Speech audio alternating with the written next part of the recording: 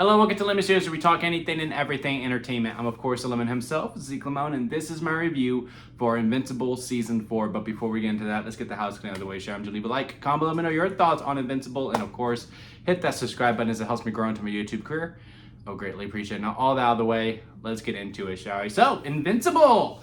I absolutely love this show, man. Season 1, I caught on a little too late. It was after the season has already happened. And, everyone was talking about it. I thought, this was during a time where me and animation, we had a good relationship. I would watch animated stuff, but if it wasn't a movie, I didn't really care to watch it if it was a show.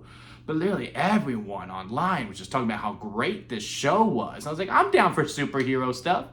Clicked on play, watched episode 1, thinking, hey, interesting show. I don't really see what the big deal is. It seems like your standard superhero show. Oh my God, Omni-Man! That's literally what happened during episode 1. It was just one of those things that literally caught you. And I binge watched all of season 1 in one day, and I had work the next day, and I was super tired, and I had no regrets. And ever since then, I have fallen in love with this show. And sorry for getting this review out so late. I was on vacation. I am now back. The finale aired while I was on vacation, but now I am back and we could talk about it a little bit more here. Loved it.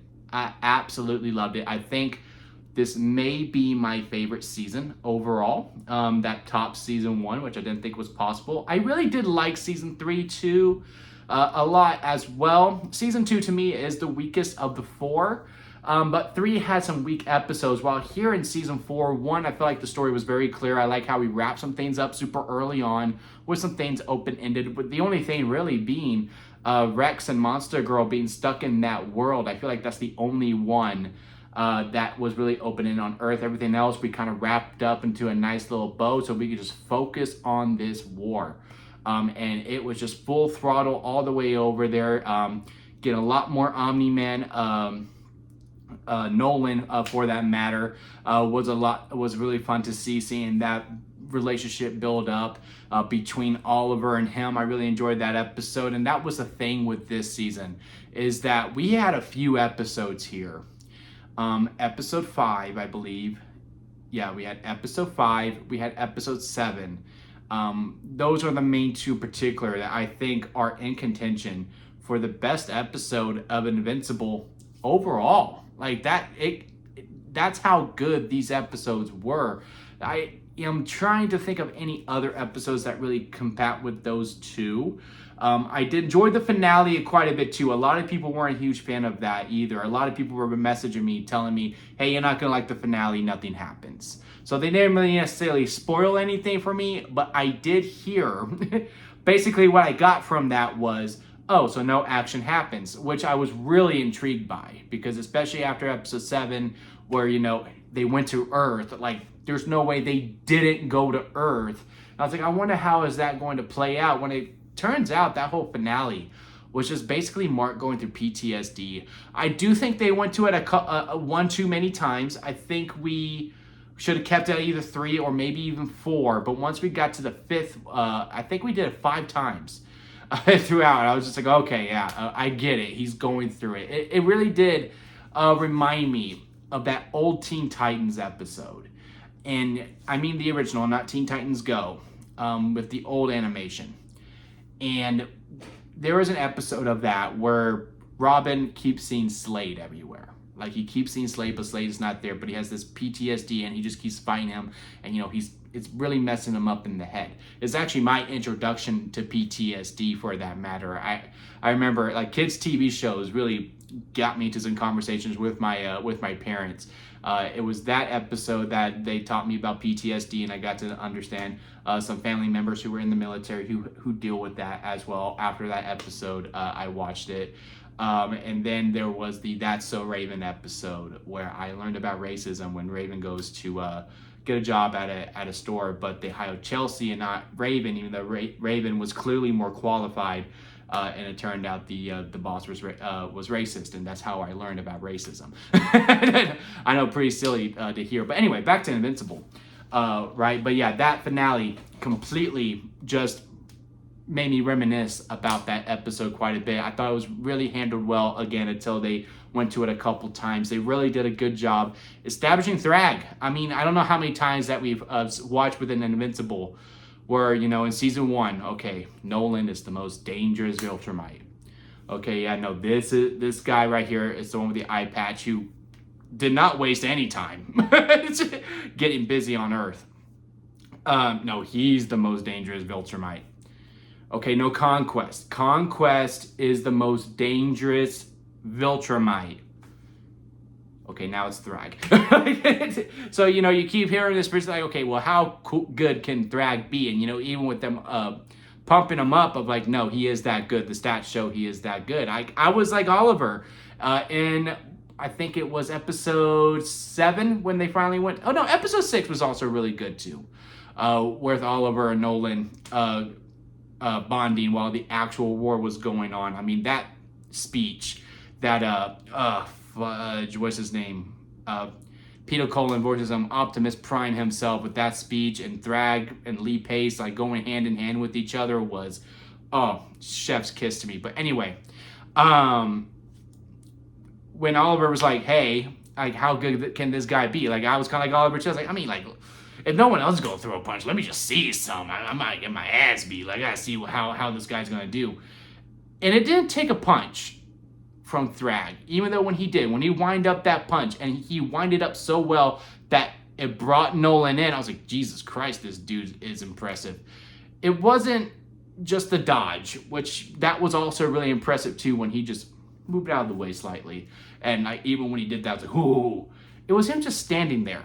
As that bullet, that most dangerous bullet that we established earlier on that can destroy planets, came at him, and he didn't move. He didn't move once or I was like, okay, yeah, no, this dude definitely lives up to the height. And then when they actually started fighting, and then, Mark comes and goes, show me.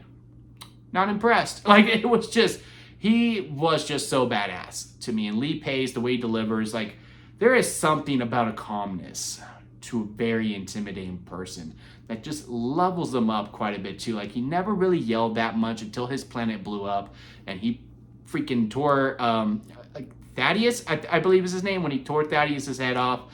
Like, that's when he became extra scary. Like, again, that whole finale is like, look, let me tell you how your future is going to go. Because you knew Mark had nothing to stand on. You can't go talk to Cecil. Cecil can't fight him either. Like, no one can go toe-to-toe with the Viltrumites after what they did. So he was like, look, let me tell you what's going to happen. We're going to live among you. We are not going to help you with your battles, nor are we going to cause battles. We are simply here to rebuild our population. You are a showcase and furnish of how strong we can truly be. So therefore, we are going to rebuild. Once we get done rebuilding, we'll leave, and we won't destroy your planet. And that whole, like, in a lot of ways, you kind of became the savior of our race. It was just so, to me, again, they really established him as a real, true, big bad. Like, I am now more scared of him than I was with Thanos. And again, in a lot of ways, when, he started doing that dodge of, like, it kind of reminded me of Avengers Infinity War. When, okay, how can we establish Thanos as this real, true, big threat? We'll have the Hulk punch him, and we'll just have Ebony Maw go, let him have his fun, and then Thanos takes him over. Like, that's super, super impressive stuff. And they even topped that when it came to Thrag. As for other characters that did not have to deal with our main storyline when it came to Invincible, Oliver and Nolan, I was combining those two names. Loved the scene. Loved everything we did with Debbie in a lot of ways. I know the main scene is when she told Nolan to F off, because I was with her all the way through. Like, I love Nolan. He's been redeemed to me. But when he came back on Earth, I completely understood why everyone was cold to him. Cecil, like, okay, you almost died. That's a great start. Almost died 2,397 more times, and then we can talk. Meaning, like, that's not going to be enough for me. And that conversation with Debbie, that first one, you felt the tension in the air, and that as she was talking to him, like, with Nolan trying to apologize to her, I just kept saying to myself, like, you called her a pet, bro. Like, you can't just call someone a pet and expect them to be coming back.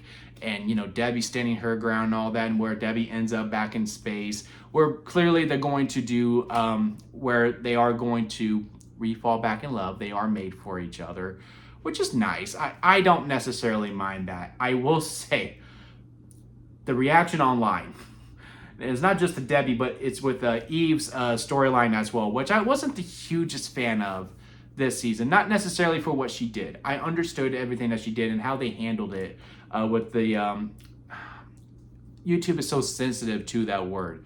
But, you know, where Eve was pregnant and she decided not to continue on with the pregnancy, right? I don't mind that she did what she did. My only issue is that she never told Mark. You know, I think they still handled it right. You know, Mark, you know, hugging her, like, I'm so sorry you had to go through that alone. That was definitely the right thing to do. But I think what could have really amplified that moment a little bit more is if she did tell Mark, you know, and they have a conversation about it, like, really quickly. Can't wait to meet him, blah, blah, blah, blah, blah. And as he's gone, you know, she's thinking he's like dead because, you know, it's been like over 10 months. He's never been gone this long. She makes the choice. And I think that would have amplified the decision a little bit longer. Because even though if she was going back and forth on it, they could have had the conversation of, look, you do what you ever got to do. And, you know, I'll be happy. I'll be there for you. And for him to know that she went through with that and to be alone, I think that would have stung just a little bit more to me, as opposed to he didn't know at all, you know? Now, again, the people online, because the comic readers love for you to know that they have read the comics. And I went 4 full seasons not knowing anything that's going to happen in the future. And unfortunately, now I do know some things that are going to happen. And I'm not fully looking forward to getting into after what I heard. Now, we'll all see what happens within context of those things that happen with the Eve character and with the Alan character, where Alan kind of has a little bit of a heel turn for that matter, which, again, I'm not looking forward to. I don't see how Alan can necessarily turn heel, even after the post-credit scene that we got. Again, not necessarily really looking forward to seeing that, and I kind of wish I did. I just wanted to go on for the ride like I haven't. So comic reader, just back off a little bit. Yeah, you're cool. You already know what's going to happen, but, you know, let us experience it for the way that we want to experience it. But yeah, again, all the other characters pretty good. That one filler episode, which is what we can call it now, because it doesn't ultimately lead to anything yet, when Mark goes to hell to help out Youngblood is his name. I personally actually really like that episode. I think I'm the only one who actually enjoyed that episode. Look, I'm a sucker for hell stories, man. I am a person of faith. I am a Christian. So anything that deals with, you know, heaven, hell, and I like the whole ideologies, but I like being challenged on those things too. That conversation between them when they're going, look, there is no heaven. It's just something that what people wanted to believe in. I really enjoyed that conversation, how Satan wasn't necessarily a complete bad guy, but of course he does have some ulterior motives as well. Cecil took a backseat. All the Earth characters that we've come to know and love have really taken a backseat because everything was so focused on the war. I can't wait for season 5 now that we can blend everything together to see where it's going. Oh, also with Anissa, I believe that's her name. I have now been spoiled on. No, I think that one I did know about. I'm not sure at this point on what I already knew or what I didn't know that was coming earlier on. But man, people just love what that character is about to do. It's just like, okay, I don't know why we're getting so excited about that, but all right. But you know, now that we can merge these storylines together, because now we're all under the same roof, being Earth, I think the best seasons are ahead of us at this point. I think the goal was to do 8. It was between 7 and 9, which means 8 seasons to do it. We now enter the second half with everyone in-house. It's going to be really interesting to see how that's going to be handled moving forward. I cannot wait for it. I think the best of Invincible is on the future for us. I absolutely enjoyed it, man. So yeah, again, sorry for getting this out so late to y'all. Again, I was on vacation. I didn't land until yesterday. And now here we are, finally getting you to this full review. So hopefully you enjoyed it. Like this video if you made it this far. I do greatly appreciate it. Comment below and know your thoughts on season 4 of Invincible. I will say give me your theories, but please let it just be theories. Don't tell me anything that's happening within the comics besides, well, nothing really, even though I have now begun to be spoiled on some things that do happen, but we will all see what happens within. Hearing about it face value, I don't like it, But, you know, it's all about context and what happens to lead us to those decisions. That will now be the interesting part to see on how it is played out. So yeah, comment below, let me know your thoughts on this season.